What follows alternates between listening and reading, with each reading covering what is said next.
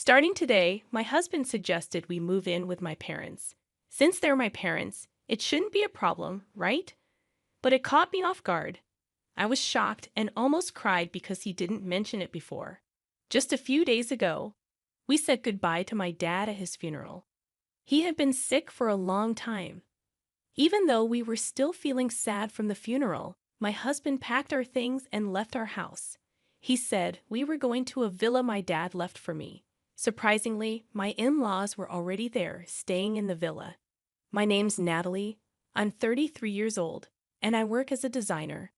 I've been living with Justin, my husband, for 3 years since we got married. My job is going well, and I think I'm a pretty successful designer. I earn enough money to have an apartment in my name. My mom passed away when I was in college, and last year, my dad was diagnosed with cancer.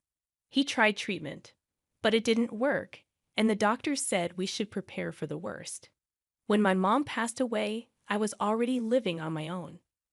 But my dad always kept in touch, especially after I started working. He was really important to me.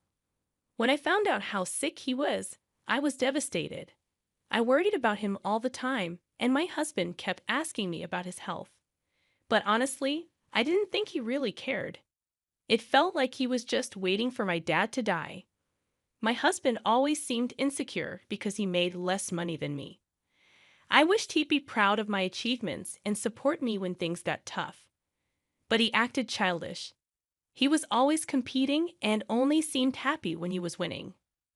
My dad told us not to worry about him and to focus on our relationship, but I thought we should spend time with him while we still could.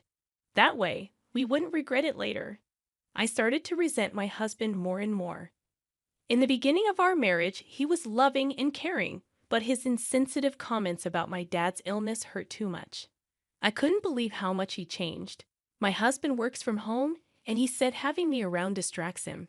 So I rented an office and started commuting. Even though I was busy with work and taking care of my dad, my husband didn't help with anything at home. He lived selfishly and didn't care about my feelings. Living with him made me realize how little he understood me, and I felt really lonely. Then my dad died. We had already sold our family home, so I was busy with funeral arrangements. But my husband was always on the phone or disappearing. He didn't seem interested in helping me at all. I begged him to help, especially during such a hard time. But he just brushed me off, saying he was getting a lot of work calls. I was so angry and disappointed in him. Losing my dad made me feel even more hurt by his coldness. On the day of the funeral, I felt incredibly sad. After spending a long time talking with his parents, my husband came back smirking. Their suspicious looks made me feel even more alone. But despite that, the cremation, interment, and inheritance stuff went smoothly, and the funeral ended well.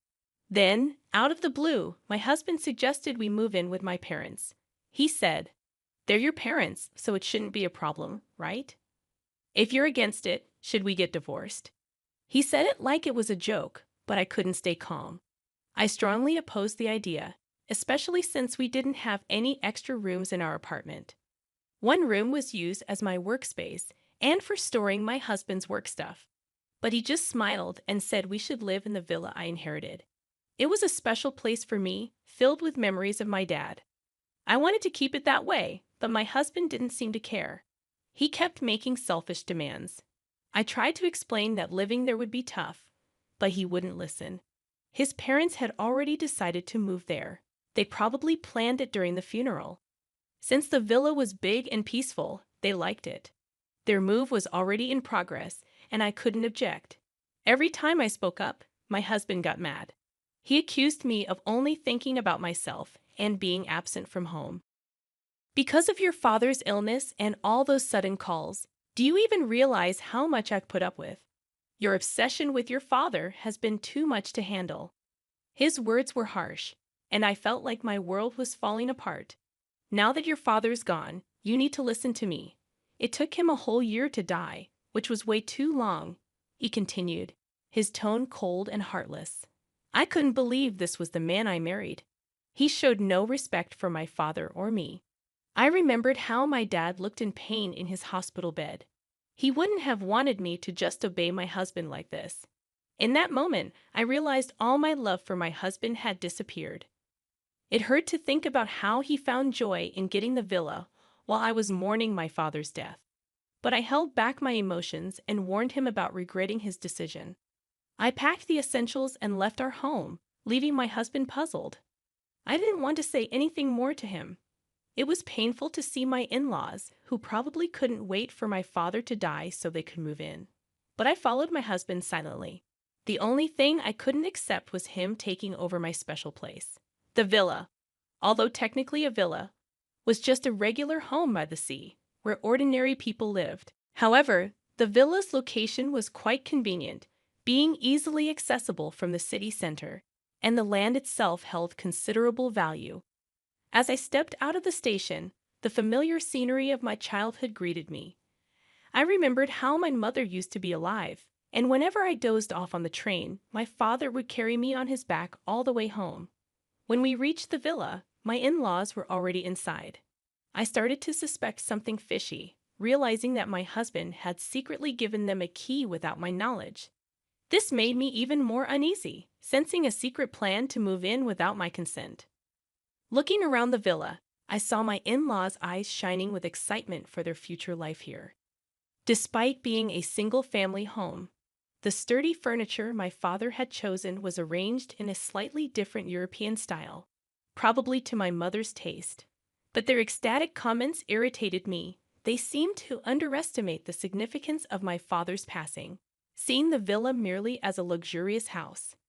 Their lack of sensitivity became even more apparent when my husband joined in, laughing as they opened beers to toast the move.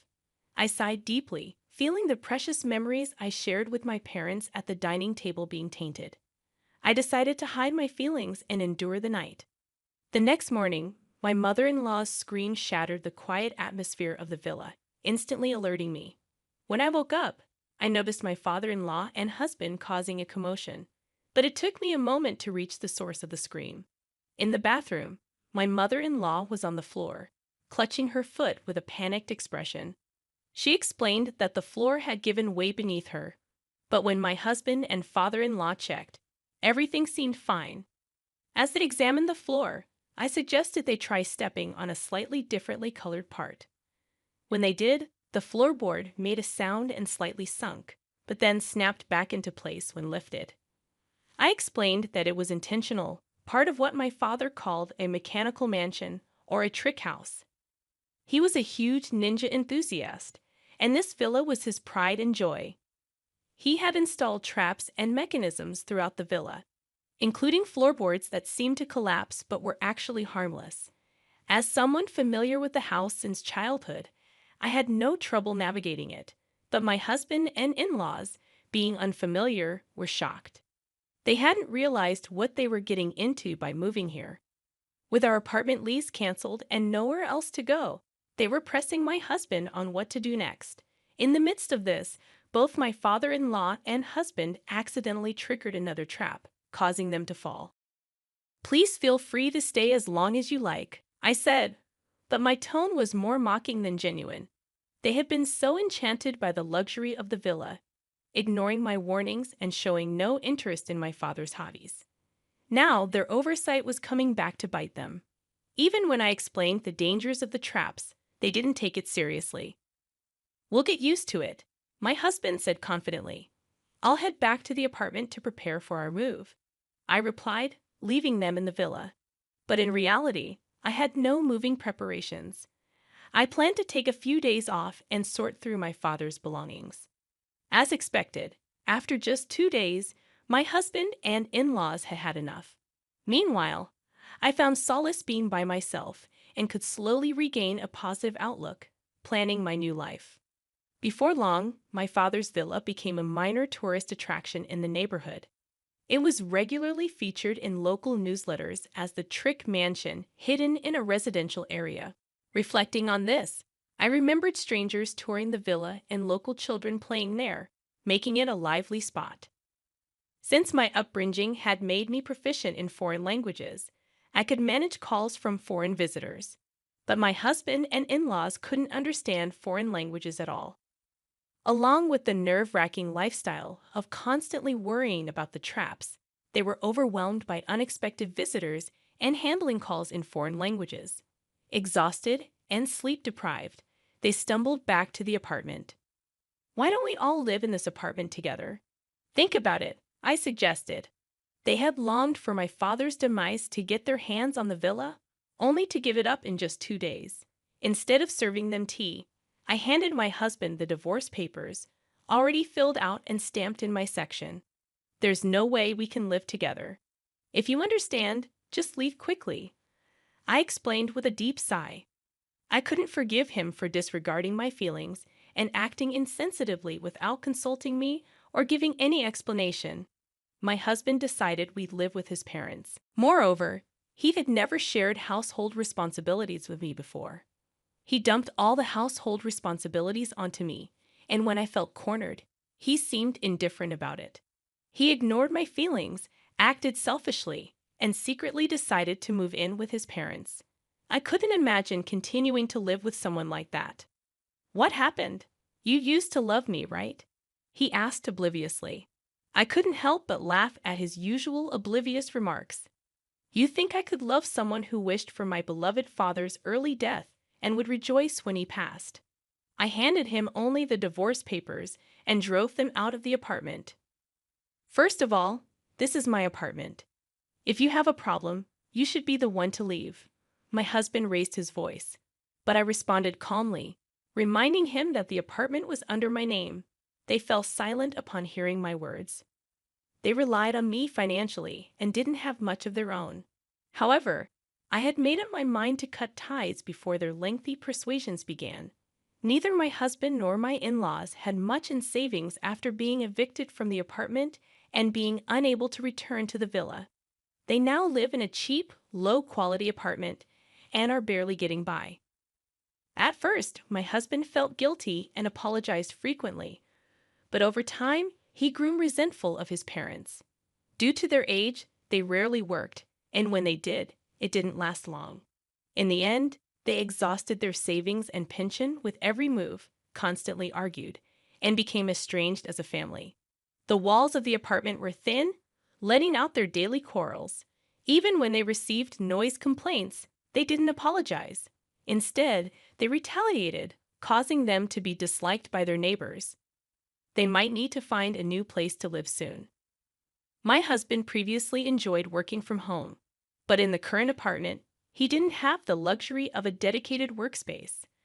Unable to concentrate on his job, his reputation and sales plummeted.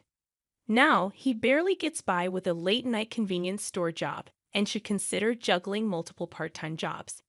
The in-laws felt their biggest mistake was letting their son control their decisions. In their frequent arguments, they blamed the villa's traps. "If you had been more responsible, we wouldn't be in this situation," they argued. "You should have checked properly." "Don't blame me now," my husband countered. "I never imagined we'd end up like this because of our son," she said, reflecting on how her parents had always wished to inherit the villa and were overjoyed when her father passed away. I will never forget that after the divorce, I made significant strides in my career as a designer. To process her father's death and all these events, she created designs incorporating ninja elements and showcased them on social media. Their popularity spread rapidly, and one day a major cosmetics company contacted her to design packaging with an Asian touch incorporating ninja elements. She felt this work would preserve her father's cherished memories. Of course, I eagerly took on this project and committed fully to it. Ultimately, it was a huge success, propelling my career forward and allowing me to give joyful updates at my parents' graves. She retained the mechanical house, keeping it as a special place filled with memories of her father. She began organizing tour schedules and, with a little tweaking, turned it into a space where both tourists and local children could enjoy for free. Soon, the house attracted significant media attention, and the income from this exposure helped to defray ongoing costs. Furthermore, online articles about the house were translated into foreign languages, leading to support from international fans. Some of the donations even came from elderly folks who shared my father's passion for ninjas. She remained dedicated to the ongoing upkeep of this magical place. Meanwhile, the mechanical house remained a daily hub of activity, a favorite among local children. Although I lost my father and the inheritance of the villa resulted in my divorce, I feel the gains have been greater than the losses, she reflected. The villa has transformed into a memory-rich location shared with family and friends. I've also undergone a personal transformation, moving forward with renewed optimism and hope.